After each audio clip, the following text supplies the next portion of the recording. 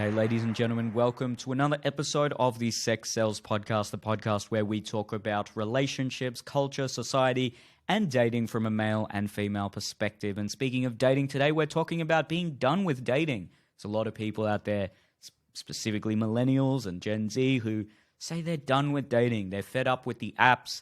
They're fed up with the culture. Some people are even describing what we're currently going through as a mating crisis. So, nice topic that we can talk about. Well, maybe not the nicest topic, but we'll do a nice conversation about that topic at the 3-minute mark. And before then, we will do some announcements. The first one is that we have a YouTube channel, in case you don't know yet, youtube.com/@sexsalespodcast. Make sure you go and subscribe to that YouTube channel.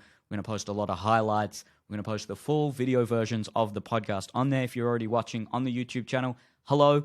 That's probably weird for you to hear, considering you're already on there. But nonetheless, thank you for subscribing. We are sponsored by Crush Organics. Do you want to relax? Do you want to chill out? Get yourself some Crush Organics CBD oil. They got all sorts of levels of concentration.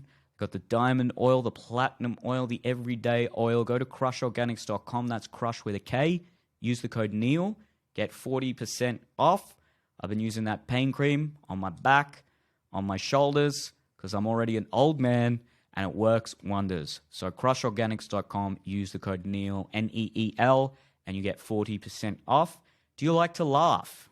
Or are you a psychopath? Even if you are a psychopath, come to a Comedy Untamed show. We have shows all across the country, all across the east coast of the country. We've got weekly shows in Sydney, weekly in Melbourne, monthly in Newcastle, and monthly in Geelong. And we're scheduled to start a weekly version of the show up in Brisbane, probably around July. So if you live in the Sunshine State, stay tuned for that. And then the goal next year is to probably start monthly shows in Adelaide and Perth as well. So we're taking over, franchising out comedy rooms all over the country. So go to comedyuntamed.com, get yourself some tickets. I'm at almost all the Sydney shows. I come to the Melbourne shows every now and again. There's big comedians that drop in. Dave Hughes has come in. French is always there. Luke Kidgell's there. Beck Charwood comes in. Conchetta from Triple J comes in. Everyone's there. So come to Comedy Untamed. All right, done with dating. Let's talk about that.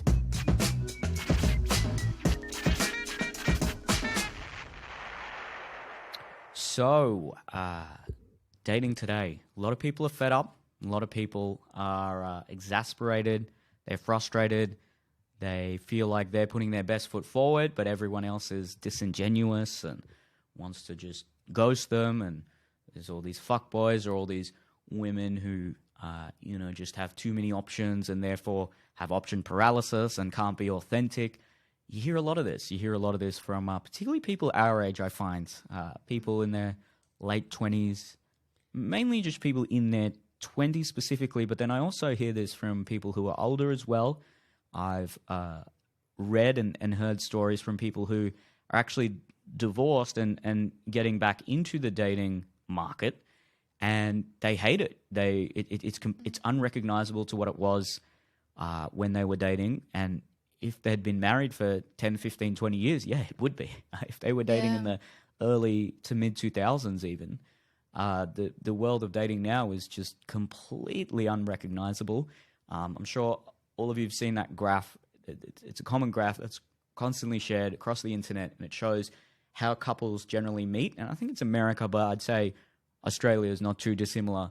And it showed that from the 80s, I think some of the most prominent environments where couples met were, through friends or at church or at work.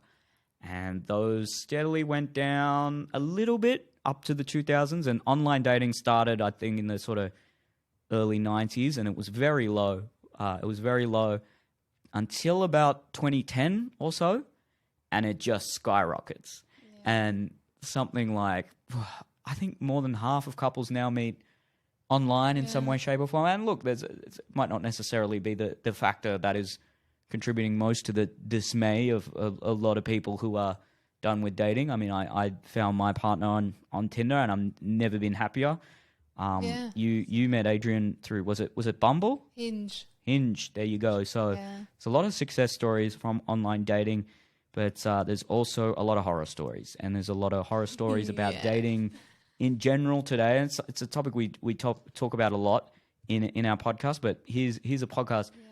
deliberately just talking about this. So, Eliza, what are your introductory thoughts on this phenomenon? Well, when you do any research on being done with dating, it's so interesting how much of it comes down to, or not comes down to, but how much people write specifically about women being done with dating. And it's really coming across in pop culture that women are the reason why people are single now. Women are choosing to stay single longer or stay single permanently.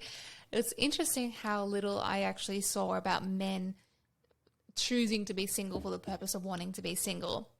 So that was an interesting point I came across. But one thing that I really enjoyed reading was a study, and it was about the different generations. And it was specifically for people that are single and their reasoning as to why they are single. So I just picked the majority reasons as to why. So for Gen Z, 73% of people that choose to be single said it's because they have more important priorities than dating. For millennials, 67% said they're finding it hard to meet the right person or meet people at all. For Gen X, 65%, this one was the most kind of had more multiple reasons, but it said 65% liked being single more than being in a relationship.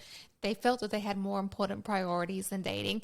And they also can't find people to meet expectations. So like you said, a lot of people that were divorced or in long-term relationships fell out of those relationships in this kind of, when this study was done, and those are the reasons why they're staying single. And finally, for baby boomers, 73% said they just enjoy being single more. So I thought that was really interesting, the difference between the generations. Like millennials was just like, I can't find the right person. And Gen Z is like, I don't have time for men or women. I've got things to do. I've got goals. So yeah, it's fascinating. I would have maybe assumed it, but yeah, it's interesting. It's interesting, but also not too surprising either. It sort of Yeah. makes sense relative Yeah. to where people would be. I'd Yeah. assume a lot of the Gen Xers and baby boomers who are people who are going back into the dating market after having been in a long term relationship. Not all of them, but what could be the case there is they've experienced a tumultuous or a suboptimal or even a bad or even an abusive relationship, and then it would make a lot of sense as to being much happier as a single person. Yeah. That Yeah. I would guess is the reason for some of those statistics. For Gen Z, I mean, a lot of Gen Z is still really young, and it makes sense that you might want to prioritize career at that point. I do find the whole I'm prioritizing my career thing interesting though, because you can date people where it's not Yeah. like I see Andrea once or twice a week. I mean, we're both pretty much full steam ahead in our careers as well right now, but we still have a very loving and committed relationship. I do wonder how much of that is just people maybe not using it as an excuse, but perceiving a relationship as much more work than it actually is. A good relationship, yeah, there's always work there, but it has more benefits than the work. And so yeah, I wonder about that one. Yeah. I Fair do enough. because I think a lot of I was listening to a podcast that said something like 65% of people they estimate have some kind of underlying attachment issue, and it's getting worse because they don't know exactly why, but they theorize it's parents having less time with their children, less of a social network, more social media, a lot of insecurity, a lot of identity crises occurring, and that can manifest in sort of unhealthy attachment styles. And when you have an unhealthy attachment style, you can have a lot of negative experiences dating. You Yeah. can also be attracted to people that also have an unhealthy attachment style, and as you know, it's the age-old narrative that someone with an anxious attachment gets with someone with an avoidant attachment style, and at first sparks are flying and it's incredible, and neither party can keep their hands off each other, but it almost always spirals downward. And then they feed into each other's relational fears. yeah, and so That's that it. yeah, and that can probably contribute. I would guess that would contribute to maybe some of that Gen Z phenomenon of having things that are more important. Having said that, I'm sure there's a lot of people who also just they don't want to have to organize dates and things, and maybe they're happier just having a casual encounter whenever it happens, but not formally dating someone. Although if people are in that position, I would encourage them to maybe think about that and delve into that narrative a bit deeper, because I definitely had elements of that. I'm not saying everyone's in the same boat I was, but then when I actually had a very good and secure relationship, completely changed my mind on that. The millennial one's probably the saddest, isn't it? People who what did you say? They actually want to date, but they can't. They just can't find some. someone. Oh, yeah, that's really sad. They find it difficult to meet people. Yeah, there's a epidemic of loneliness, they're calling it. There's particularly post-pandemic, and particularly in America, but I'm sure you can usually the statistics in America would be similar in Australia. People are just, and especially among men, they just maybe they have increased anxiety, and particularly social anxiety, and there's just less opportunities for people to go out. Yeah. And as a result, they're just finding it more comfortable to stay inside and be on their phone, be on Reddit, be on social media. And it can feel like work, going out to meet people, to the bar, to the party, the gathering, whatever it might be. And the positive outcomes of a strong social circle and strong, healthy relationships are just, they're extreme. There's so many positive mental and physical health outcomes for having a strong social network and good relationships in your life. And like with a romantic relationship, there are times when a friendship and a social circle can become work. But I suppose I'm going a bit off just dating here, but I think the loneliness experienced by a lot of millennials is really heartbreaking. And maybe they put, like what Esther Perel says, because they're so lonely and don't have a lot of other avenues for, deeper social connections, they put a lot of emphasis on the romantic partner. And, when your expectations are that high, it can be hard for someone to meet them. And that's not to say you should just lower your expectations and, date someone you might not be inherently compatible with or attracted to. But I do wonder if that phenomenon she talks about quite consistently is at play with some of those statistics. Yeah, I did find that interesting because people not meeting expectations was a factor that was rated, which for millennials wasn't the highest, or even Gen Z. However, when you read any kind of article, pop culture chat about why people are choosing not to date, they always say it's because women are saying men aren't meeting their expectations. So that is kind of interesting, because is that actually backed by data or is that anecdotal? But to go back to what you were saying about, when relationships, Gen Z saying it's because they have more important priorities and that like a good relationship, it's obviously work, but the benefits far outweigh the cons. It seems kind of easy. It flows. I 100% agree with that. But that being said, not to toot our horns, Neil, but we have, healthy relationships with ourselves and our partners both having, higher emotional intelligence. And you'd be so surprised how things that you and I might consider obvious that the everyday person just cannot grasp, cannot communicate effectively, have high levels of conflict, have had really previous difficult relationship experiences. So relationships can seem like so much work. You wouldn't believe actually how many men I've had message me in their mid-20s from this podcast saying, thank you for your podcast. It has genuinely saved my relationship and brought to light things I didn't even know or weren't aware of. I had so many. It's amazing. It's really So good to hear. touching. Yeah, and so many girls, well, not so as many, but I've had girls as well, or women message me saying that they've got their partners listening to this podcast to learn together and doing it together as couples and listening together. So I find that, quite fascinating. But I do understand. Hopefully the women have learned from it too. Yes, of course.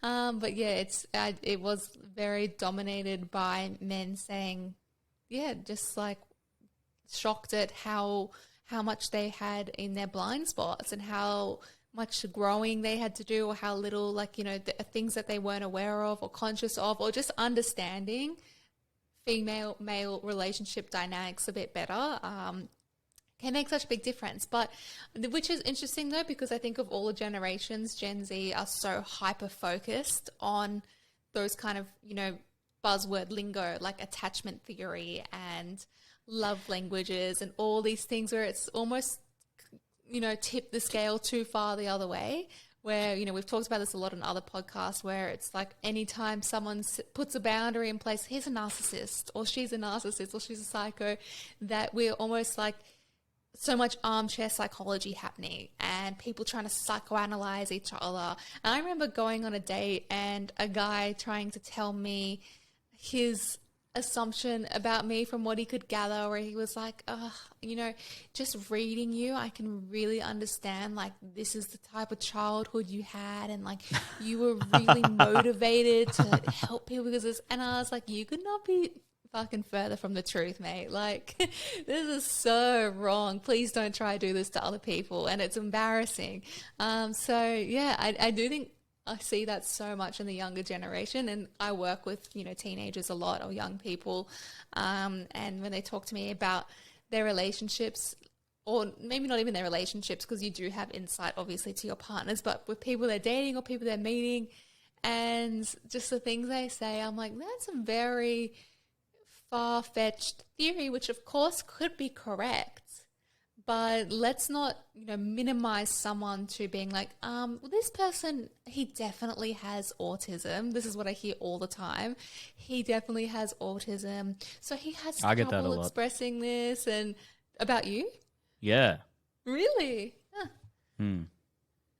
From women, or just the general public? Okay, maybe not a lot, but a few times it's enough to for me to raise eyebrows and think, "Whoa, okay, do I?"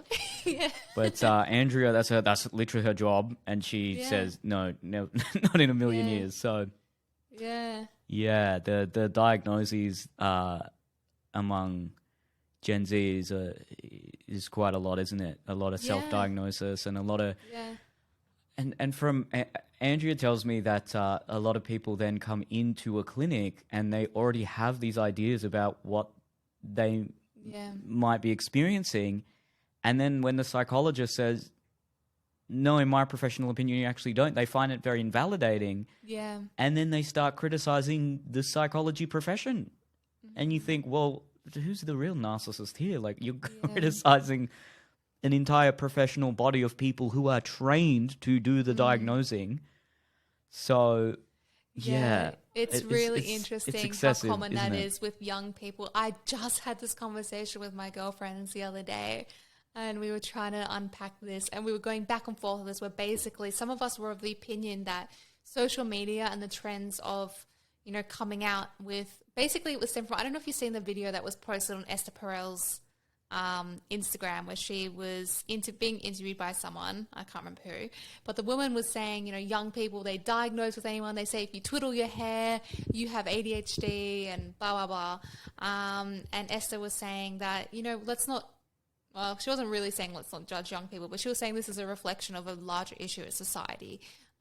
People are searching for meaning, or they're feeling lost, blah, blah, blah. That's just me, like, giving a very brief summary, probably not the point she was making so much. But anyway, I was talking about it with my friends, and we were going back and forth about how in some ways it's really beneficial, particularly, say, for women, to come across videos or social media about autism and ADHD because women have historically been so heavily misdiagnosed because they're being, assessed against typical symptoms in men.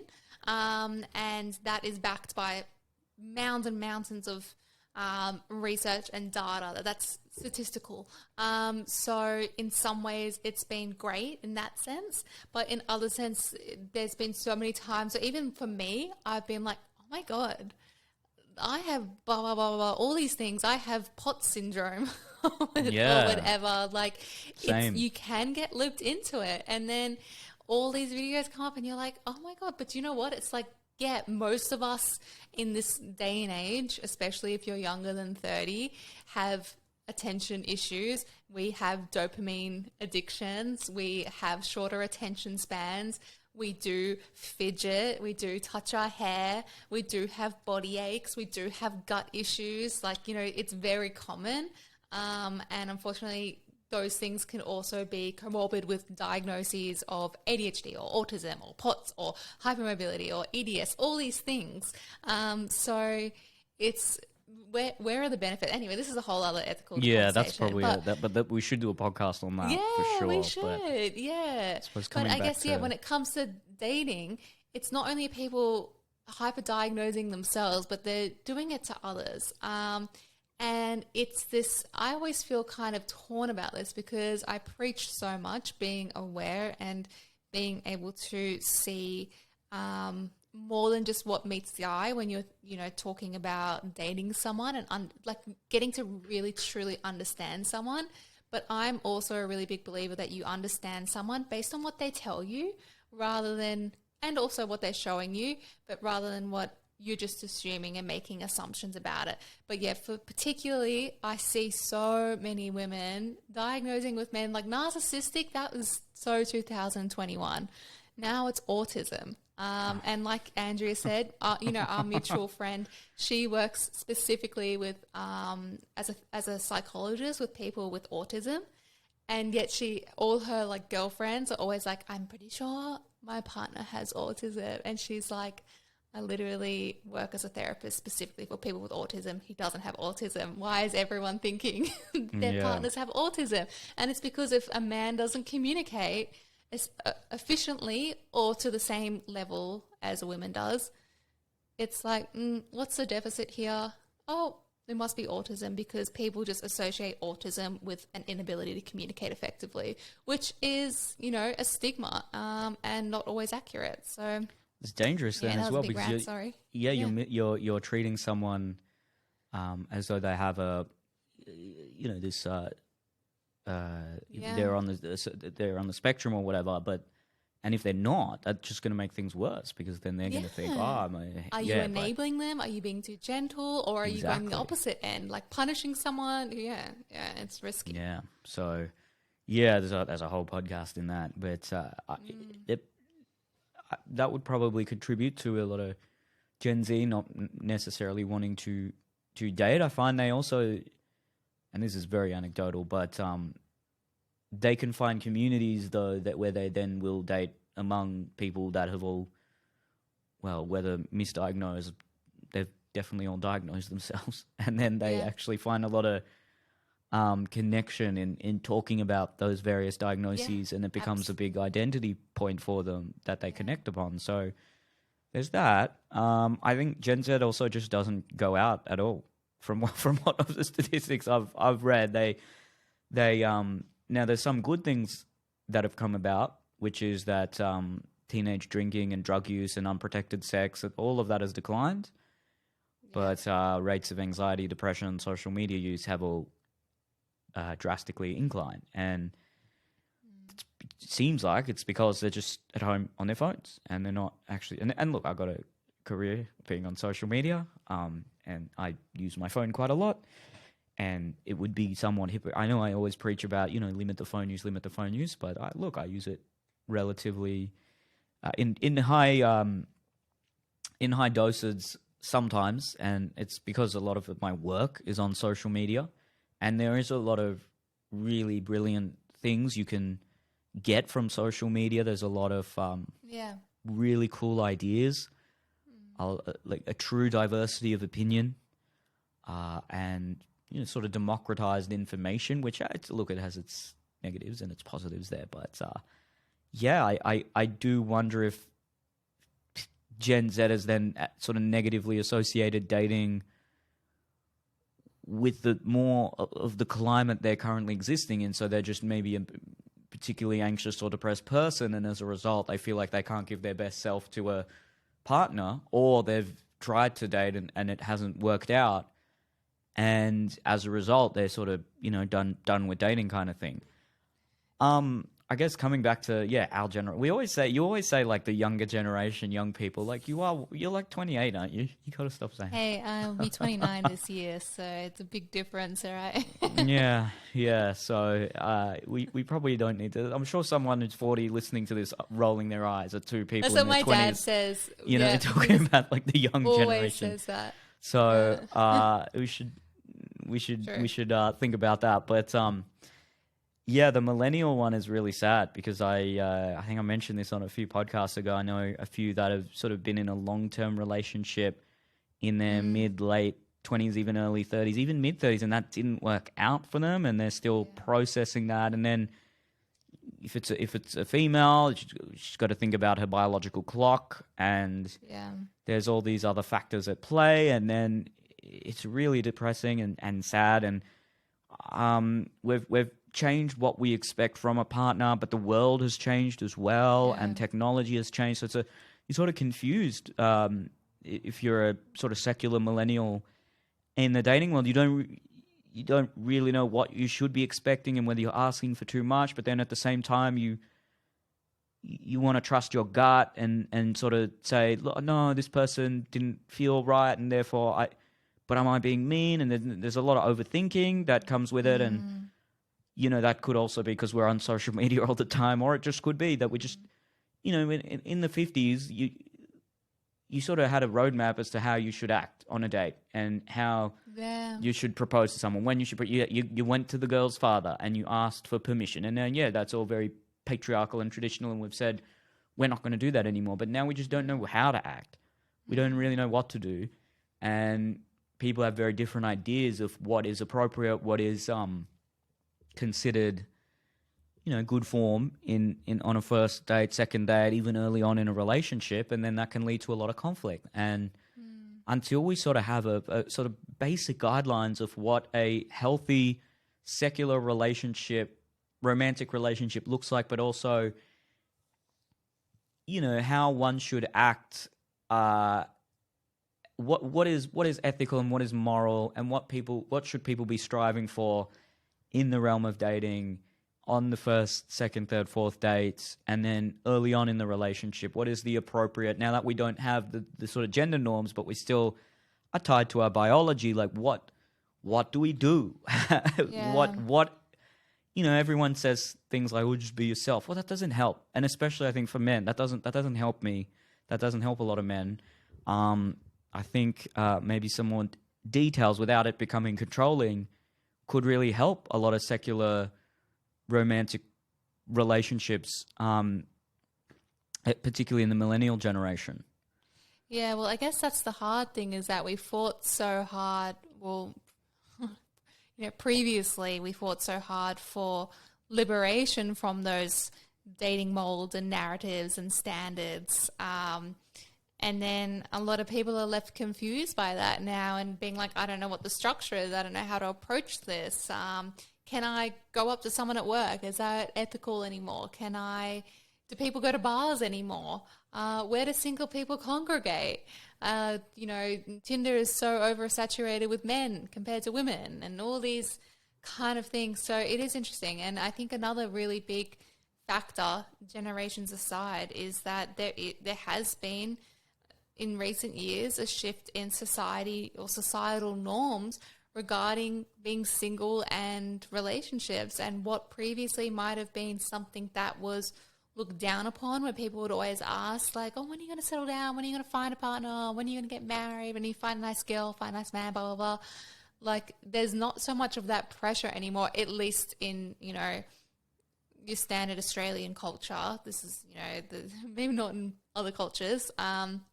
but where being single was almost taboo is now no longer considered weird or abnormal. It's just many people are happy to accept that other people live their entire life single and they don't even think about it.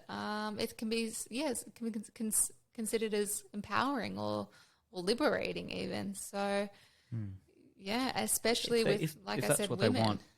If Yeah, they, yeah, it's. yeah. I think that there are also a few that are resigned to the fact that they're happier single than in a relationship based on previous experiences. But I wonder Yeah. if you ask them, okay, if you knew you could have a healthy relationship, would that be your preference? I I don't know think the answer to I that. think that would be 100% yes. Not 100% Yeah. obviously, but I think that would definitely be the majority. And when you look into why people are single, a lot of what comes back is men saying that they feel jaded, they've been hurt, they're sick of being rejected, they want to work on themselves.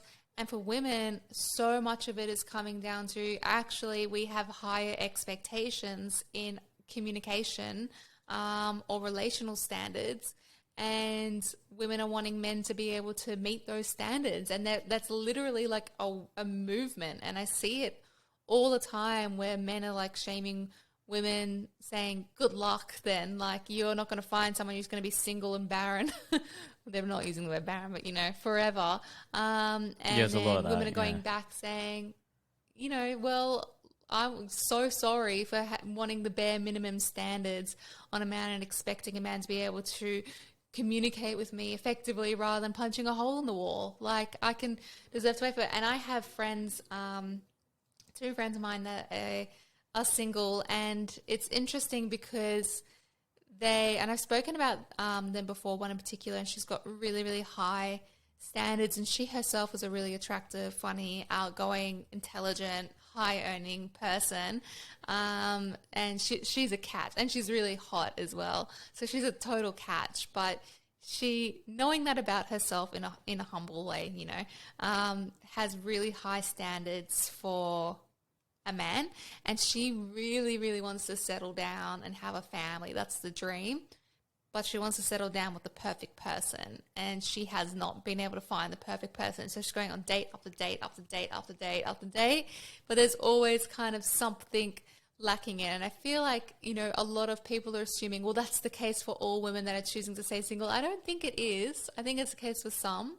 But I think a lot of it is, I'm waiting for someone to meet my expectations in a relationship, and now actually people are more comfortable waiting, and they're okay with waiting rather than being like, shit, I'm 27, or even younger, I gotta get married, I gotta settle down, I gotta have a baby. Like, people are like, you know what, that might not happen to 35, 40, whatever, older, so be it. I'm happy to wait around. So that's kind of what I was coming back from data, at least in terms of women, is that they're actually more happy to wait for someone that is a better match to them. But there was limited about men, why they're waiting, other than what I could see just on people's personal opinions, like little BuzzFeed articles or Reddit and things like that, which is still relevant and still counts and could encapsulate the views of men as a whole, but I wouldn't know. There wasn't much data I came across that spoke about it. I can only talk from I haven't looked at any broad data, Yeah. but some of my friends, male friends who at least currently want to stay single, Yeah. generally they have had a bad relationship. Yeah. And they just don't think it's worth it. They feel like they're being, it's a trap. It's, it's restrictive. And it's sort of controlling, and a lot of them are pretty attractive and charismatic guys. It's not your just stereotypical incel who can't get a date. If Yeah. anything, it seems to be the extremes either way. It's either a very not particularly desirable incel, or it's a highly desirable man who might have still had a bad relationship and thinks, well, what's the point?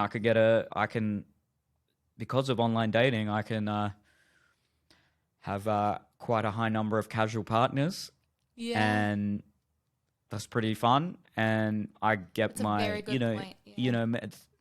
men don't have the same emotional needs women do on average. And if you're seeing someone casually and non-exclusively, just whenever you can, it doesn't necessarily mean the man will develop a deeper romantic connection. And I know some people who are doing that with multiple partners, have a few on rotation.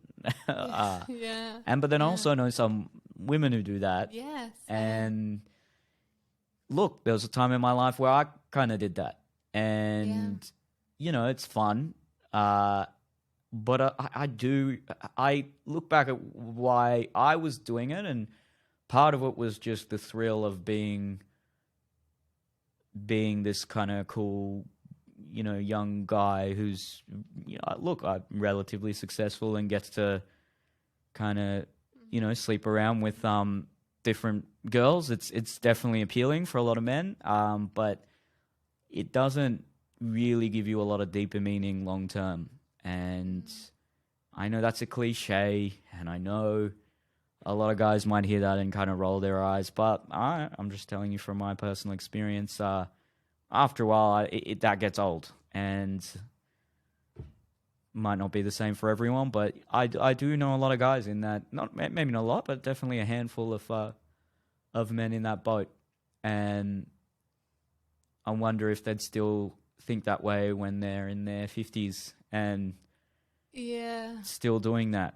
Do you know what's interesting is I came across, I don't know if I believe in this, but I'm interested what you think. And I think it was a saying, and it was basically that men can be with or dating the most perfect long-term partner for them, but that doesn't matter.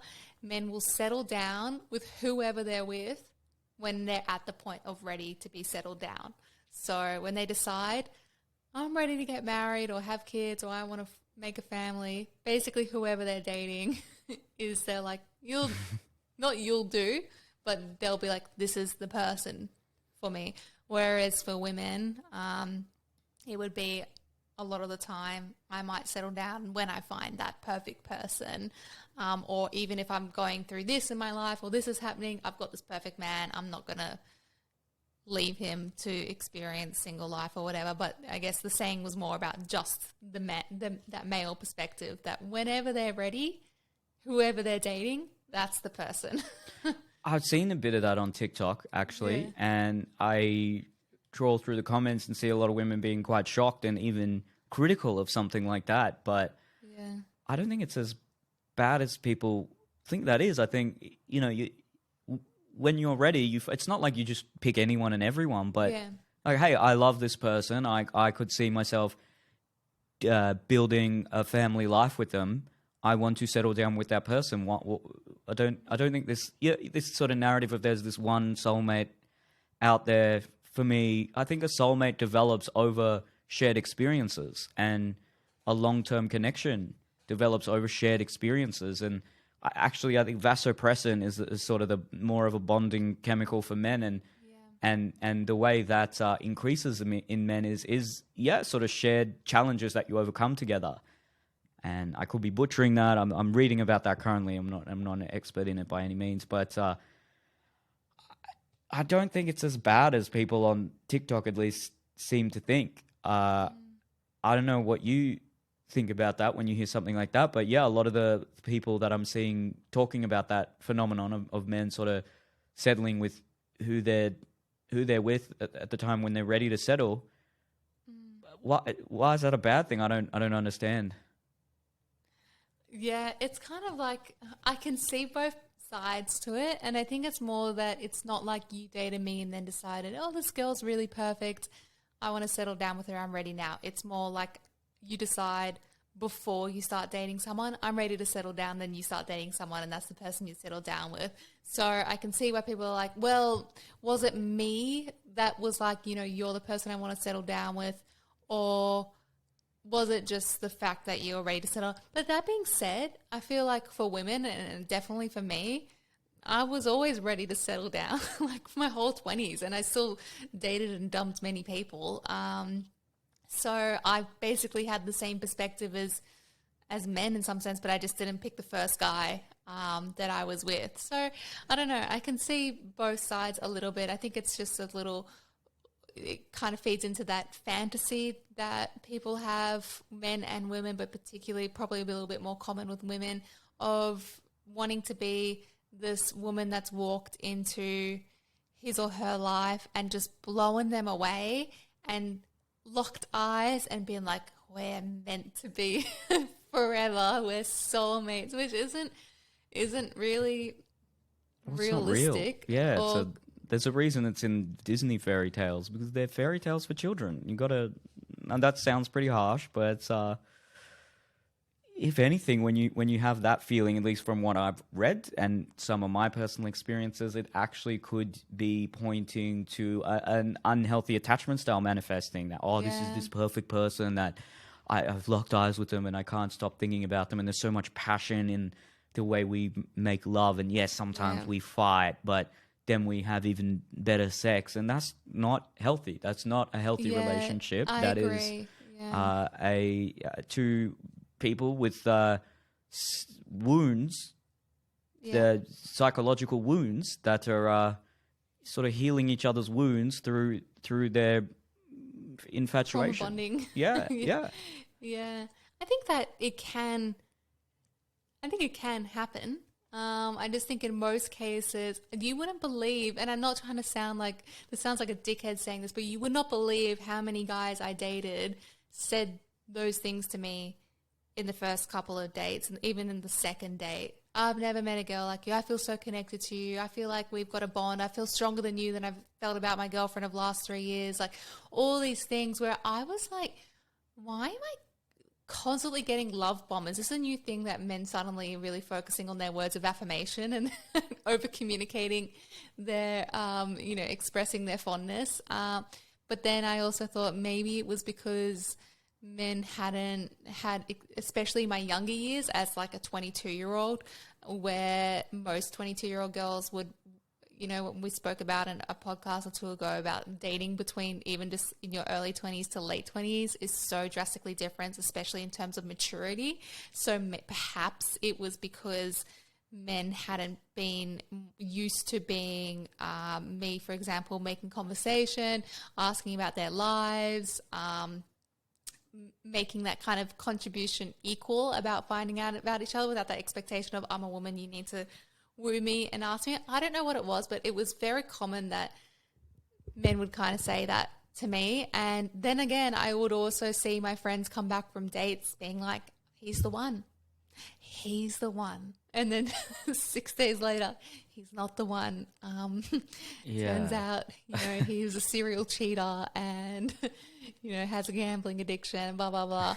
But, on the positive side, I had that feeling when I met Adrian immediately, and so did he. And we were like love bombing each other from the get-go. And I can't say that it's a full fairy tale yet because we've only been together for almost 3 years, but it was one of those, like, to me, like a storybook romance, and it's been smooth sailing our entire relationship. So maybe it does happen in some cases, but I also think that we're both very emotionally intelligent and securely attached people that just happened to meet each other and have every single value and moral align. And I'm the type of person where I like values and morals to align perfectly or very closely, whereas other people, maybe like you, enjoy like a challenge or difference, enjoy like that kind of difference in perspective. I mean, you can speak to what you want, but I'm just saying in general, that's not everyone's perfect cup of tea. It just so happened to be mine, and it just so happened to be his, so it worked out for the best. Yeah, no, that's great. I don't think I'm not sort of saying you shouldn't have any kind of romantic connection on a first date, and it should be this sort of very robotic Indian arranged marriage proposal of, here we have these exact same values, and love is something Westerners do, and we have to just find if we're perfectly compatible. No, there's something to be said about emotional attraction and Spark. physical attraction and spark, and those things are important. But but then people can, I just think can take that to an extreme where there's this one person out there that's going to just light my world up. And look, And then I'm only saying everyone this gets because written off. exactly, I've been in that situation where I've had those feelings, and then I've felt overwhelming feelings of infatuation and love for someone, and I've immediately I've fantasized about the wedding, and it was pretty early on in the relationship, and that was coming from a place of insecurity, of a need for validation, and thinking this person was sort of above me and putting them on a pedestal. And that's an important thing that I think is really key, is when you're placing people on a pedestal, it's never healthy. Even though it feels great, and it feels great to be the receiver of that, it's never a healthy thing. It's always going to be an imbalance that plays out in your relationship at some point.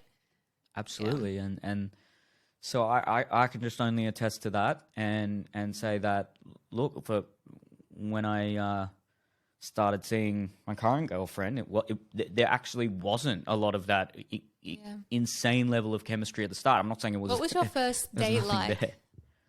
Like, it was good. It wasn't. What did you do? We just had drinks. Yeah. How many details do you want? Like, wait, I want all the details. Did you kiss on your first date? Yeah. Yeah, okay. I can see where this is going just by the look on your face. I mean, I don't know what details you want, but it was great. Then actually, as I got to know her more and look beyond a bit of that, okay, it's not like there was no super intense connection there, but I just saw her as having characteristics and attributes that I thought were really attractive, and that I could see myself having a longer term relationship with. And then as we dated, those feelings came about organically over the long term. In every other relationship, there's been an intense level of feelings at the start, and then it slowly dissipates because you can no longer, appease each other's idealistic version of the other. Whereas it was and again, like you, I'm still. It's 2 years in. It's still very early on, relatively speaking. But that connection is developed over the long term, and it's now stronger than any other relationship I've had. So maybe this isn't applicable to everyone, but all I can say is, I had that soulmate, perfect person, immediate connection mindset, and for the first time in my life when I didn't I wasn't specifically looking for that, and I used my brain more than my heart, I feel. Then, those feelings my heart was still definitely satisfied in the long term, and it just came about in a different way. It's I think what Jonathan Haidt talks about. He talks about I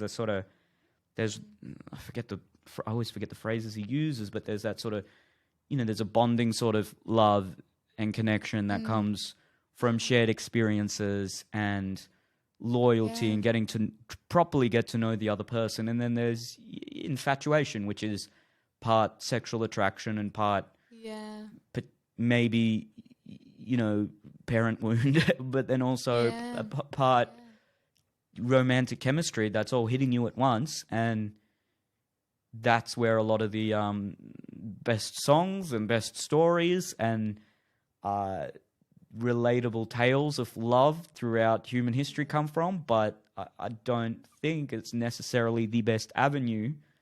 Again, at least from my personal experience, it's not always. It might not be the best avenue to develop a really strong long-term connection. I think that it's not necessarily a red flag if it happens to you. I think the best perspective to take is to not expect or go in being like, I need immediate sparks, love at first sight. I think the best outcome is, and it sounds like this is what happened to you, is to leave a date feeling open-minded and curious about that person. And open to being like, let's go on another day and see what happens. And when you set yourself up to feel that, like, didn't feel the fireworks immediately. We weren't like all over each other. He didn't do this, whatever. Or she didn't do that. You're going to like write off so many people. And like you said, so much of that that kind of yearning and that obsessive lust that we seek and we desire may not be necessarily healthy for us, especially if you haven't done a lot of internal work and you're not deeply aware of yourself and your mechanisms. Because, for example, people that have been in abusive relationships before or have had abusive parents might find that they are subconsciously deeply lusting after people that also exhibit those traits that they might not even recognize on a conscious level, because you've just had you've met a man at a bar who's really charming and talks well, and there is something on a very deep visceral level that understands this man may have, these same red flags or these same attributes of your previous traumas, but your body can interpret that as immediate endorphin, excitement, and lust. So it's really, you can't always trust lust, basically. It can be very dangerous. So if you leave feeling open, curious, that's the best. If you have lust as well, it's not like you should write it off, but just don't trust that as this means everything, because the second I laid eyes on this person, I was in love. Yeah, I'm not. Yeah, and if in any way this is me, I'm sounding like, oh, there's no sexual chemistry or anything like that. Definitely not. No. But there wasn't this in other first dates. I've been like, oh, she's the one. Oh, I found her like that. Yeah. Yeah. All I'm saying is that sort of didn't occur. But anyway, and about me. What are some other? Because that's maybe something that's affecting. I would guess affecting millennials a lot. And maybe all of the generations where they have a very idealistic picture of what their relationship would look like, but at the same time, they have what could be called higher standards, but the world has just changed a lot, and therefore, sexual selection, but also romantic selection pressures are going to be different, because what makes a good male partner now is probably different to what made a good male partner back in not even 100 years ago. Yeah. And as a result, I think men do need to adapt and evolve, and within reason. I don't think we've got to just kowtow to what one aspect of today's culture expects of us entirely, but I think you can take wisdom from what any side of culture might be yearning for in terms of what makes a good man. But yeah, there's also this phenomenon now. I don't know if you've heard of it, passport bros. A lot of men going overseas to get a wife because they don't want to date Western women, so they're just going to South America or Thailand. And look, there's already a lot of the stereotype is like a lot of Aussie men with Asian wives, they went to Thailand or whatever. Or they got mail order brides or whatever. So it's not like this is completely new. But I'm just seeing a lot of this now on social media, where particularly in America, a lot of guys are going to South America or Eastern Europe for the purpose to find a wife. And look, I don't think a career woman in America can go to South America and find a man that will meet her expectations. Look, I'm that could be You'd wrong be there. surprised. But Watch 90 Days Fiancé. That's true. But I'm going to guess, some of the values. Oh, actually, South America. Look, depends on a lot of factors, but I just don't think that. I think American men would be particularly sought after, or Western men, mainly for the possibility of someone being able to come to a Western country, and also just the esteem and the status that comes with being a Western man, which maybe Western men don't feel they receive from Western women. But at the same time, Western women are saying, what do you want me to do? Just be a domestic slave for you? I'm not going to do that. So they're outsourcing the housewives. Slaves. Yeah. So isn't that funny? But then again, in different cultures, that's not seen as, I mean, I'm about to mansplain this to you, but that's not seen as, a terrible life to a lot of women from around the world. That's what they want to do. They want to stay at home. They want to raise the children. They want to look after and have a nice house. That's the dream. So that's a societal shift. And, a lot of people are saying like men that go overseas, even though it is a little bit, I'll raise my eyebrows, side eye a little bit. But at the same point, like, they're both people getting equal benefits to this in many cases. True, in some they're both cases, you're happy. taking vulnerable women, yes, of course. But in other cases, you're giving women an opportunity to live a life they've always dreamed of being able to stay at home in their dream country and blah, blah, blah. So, Sure. It is interesting. Oh, And yeah, obviously not everyone in every society will have the same matches. And I can understand in some ways that women's goals, at least in say like Australia, and the societal shift of what we desire and want has changed so drastically with, feminist movements, which I'm all for. I love this. I love that I have more than one avenue other than just bearing children and staying at home and raising them. I think it's fantastic. But at the same point, that shift was so drastic for women that shift didn't occur to men in our society. And I admire and love that a lot of men are so on board and embrace that as well. But some men, rightfully want things the way they were. And that was what they desired in a woman in a relationship. And if they seek that from a different culture, there's nothing necessarily bad for that. I just don't like it when they're 55 and picking girls that are 18. That's what kind of rubs me the wrong way. I just think it's I just think it's funny. I don't think it's necessarily bad or good. Who knows? We'll see. But it's just the whole thing is kind of funny. That's all. But it's comical. Yeah. It's just some of the discourse online about that is both kind of there's this sort of gender war that tends to get debated in the comments of some of those videos, and I find it quite entertaining. I sit there with my popcorn, metaphorical popcorn. There's one woman on TikTok, I wish I could remember her name, but she's like, I think she's Thai, I think she is, and she's young, and she's got like a 70-year-old white husband, and she moved to whatever country he's from, Australia or America, I can't remember, but she literally just blatantly says all the time she's just waiting for him to die for the inheritance. She's like just posted it to hundreds of thousands of people, and it's so funny. But she's like, well, I want to benefit. He gets a nice hot young wife, and what's my benefit? I get all his money. So there you go. Well, look, people don't want to admit it, but a lot of human relationships are all human relationships are transactional. You need to feel like you're getting some kind of the perceived benefit needs to outweigh what they perceive they're benefiting from. And a lot of people don't understand that about romantic relationships and have a kind of Disney view about what it takes to have a good relationship. And I think that's, at least she's very honest, and good on her.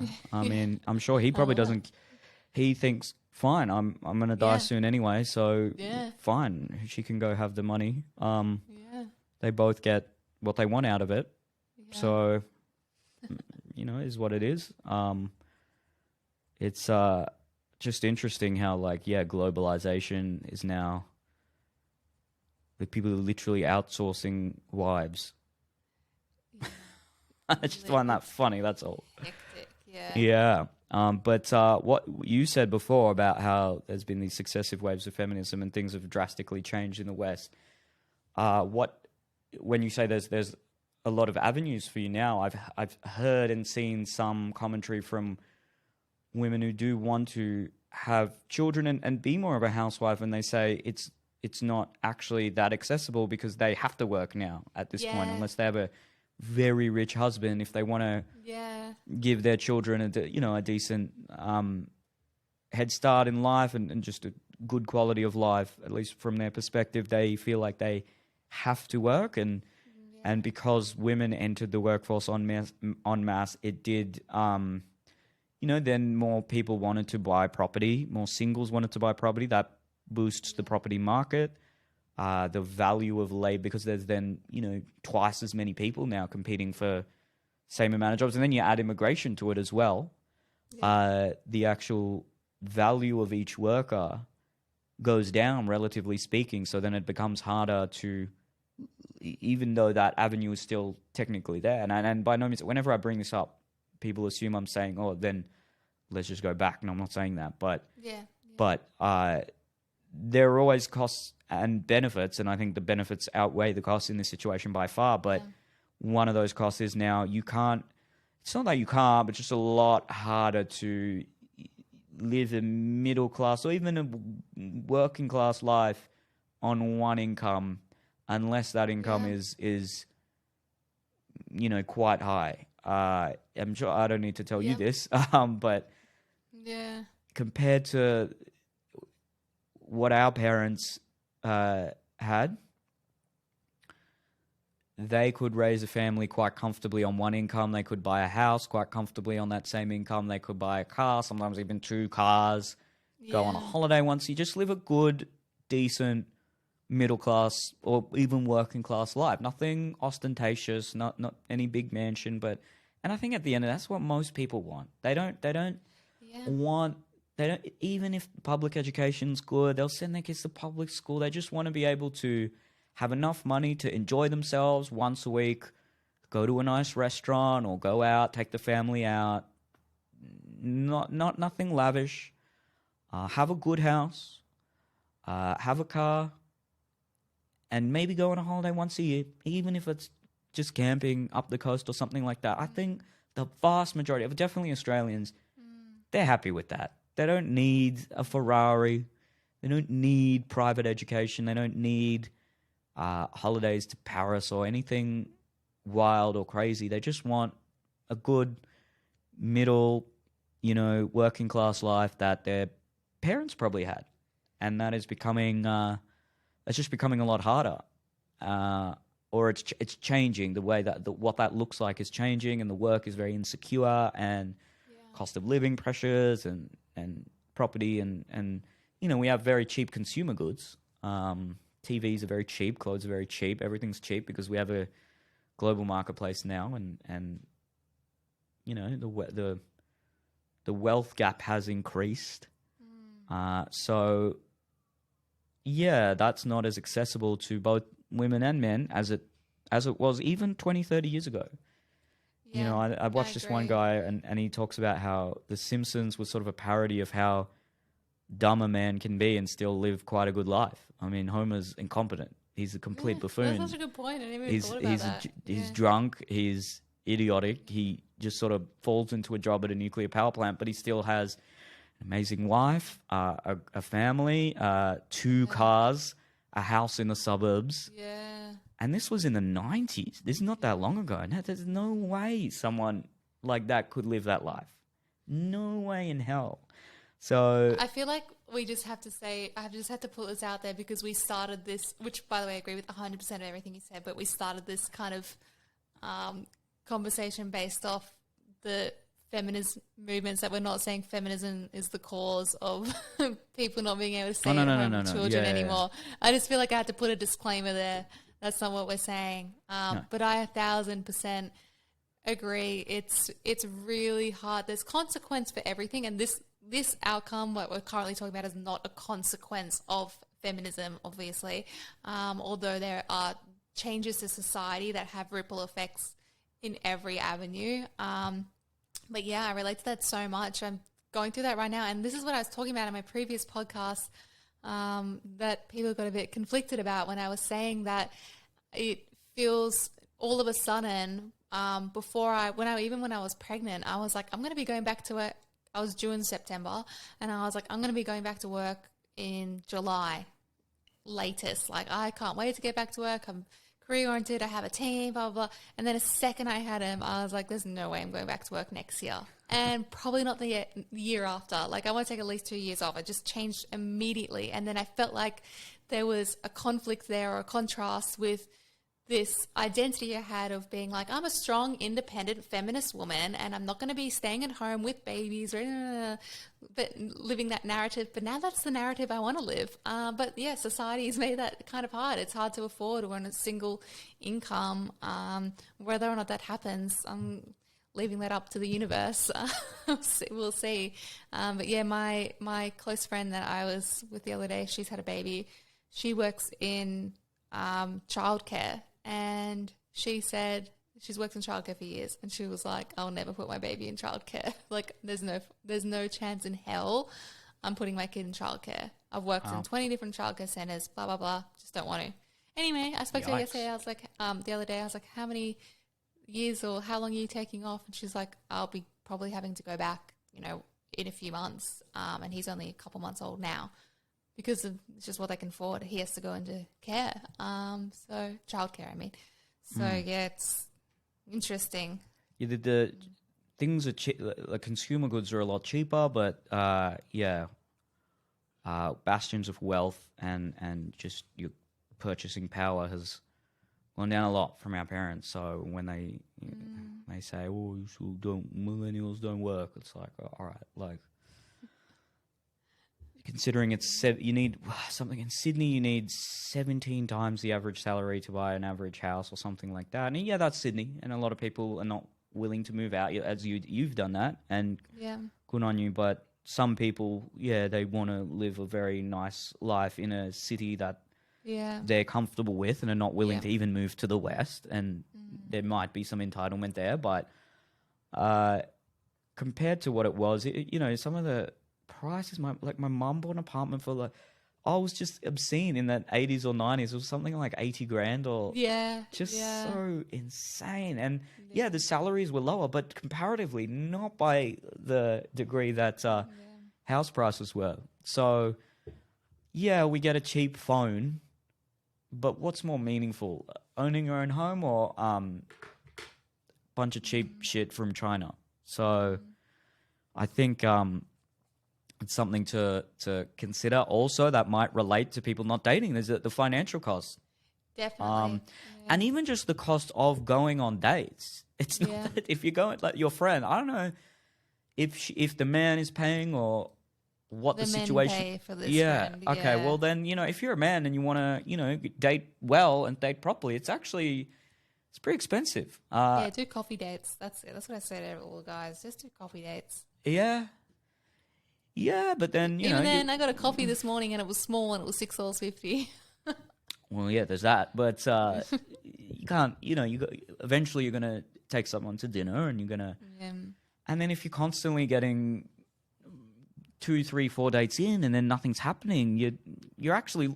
It's not only that, you're like investing your emotional energy, but you're investing financially. Yeah. And you can rack up pretty... I think I actually did see a statistic the other day where... A lot of millennials still have, if they've done uni, they've got debt, and then there's a rental crisis right now, and if they've just bought, as you would know, as I know, all the loan repayments have gone up, and the property value's gone down. I think mine's less than what I bought it for, and I bought it like 6 years ago or something.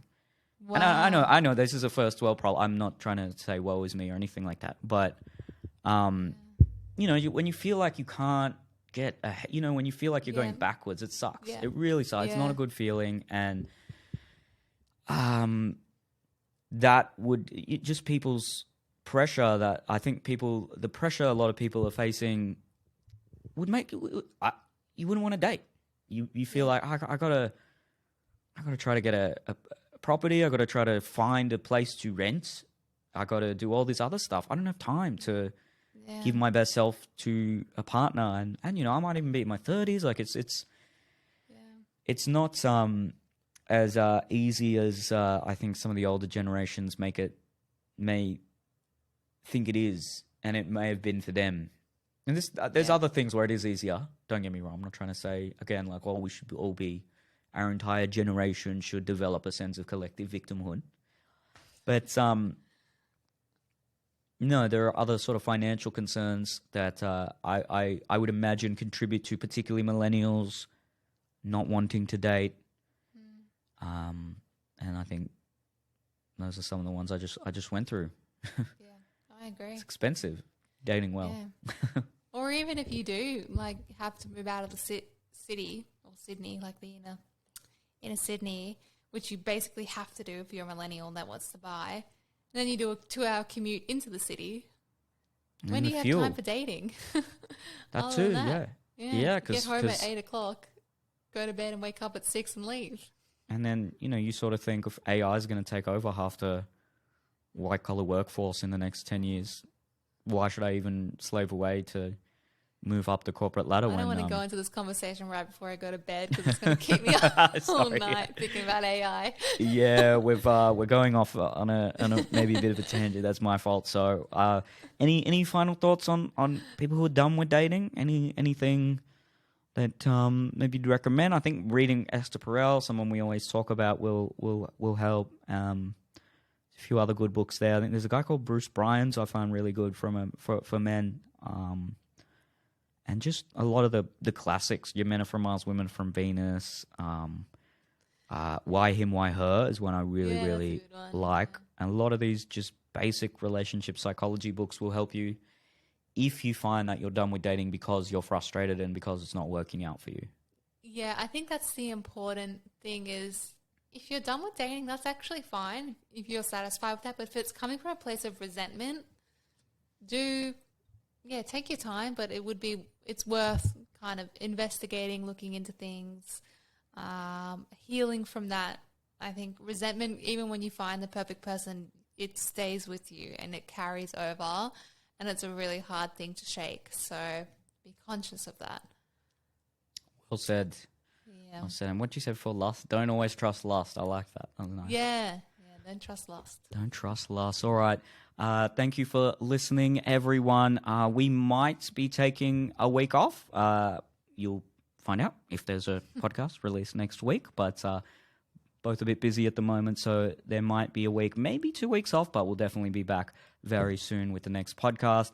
As always, subscribe, share the podcast around, get yourself some Crush Organics CBD oil, crushorganics.com, use the code Neil, come to a Comedy Untamed show, and follow us on socials. Thanks. See you next week.